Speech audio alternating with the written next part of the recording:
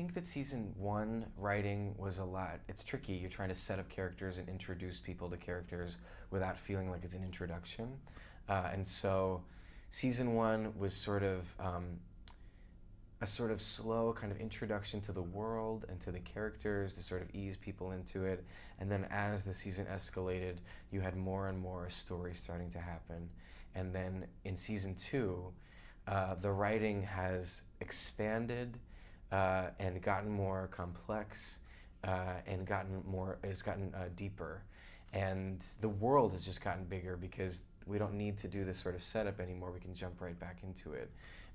And so I feel like the writing, it feels like it's, and the whole show hopefully feels just a little bit more opened up.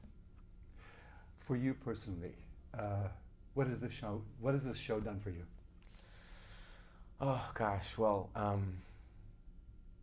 for me personally, this has just been the most incredible experience I've ever had acting. It's the most personally connected I've felt to anything I've ever worked on.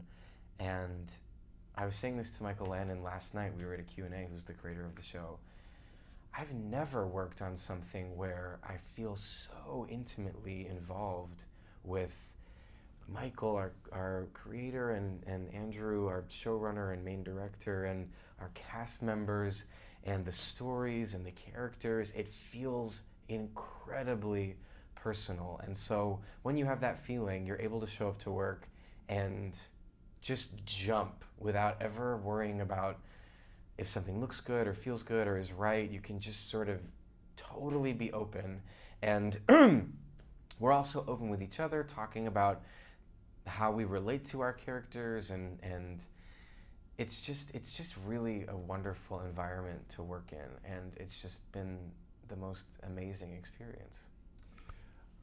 You were talking about this a little earlier. What is the thing that shocks most people, straight people, most? Oh yeah, the biggest thing that shocked me was hearing that straight people didn't know that gay people could have sex while facing each other, which I guess to try and understand how they didn't know that, I think that when straight people think about anal sex, they always think of it from behind, because if they're having sex facing each other, why wouldn't they just do it normally?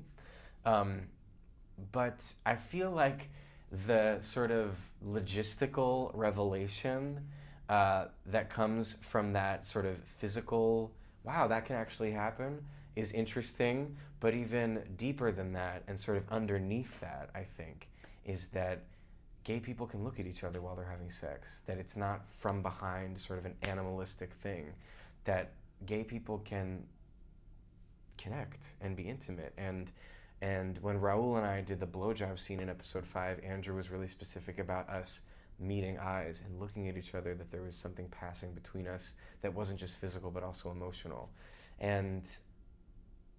And you can have that while you're having anal sex as well. And I feel like it's probably interesting for straight people to know that physically, but important for straight people to know that emotionally about gay relationships.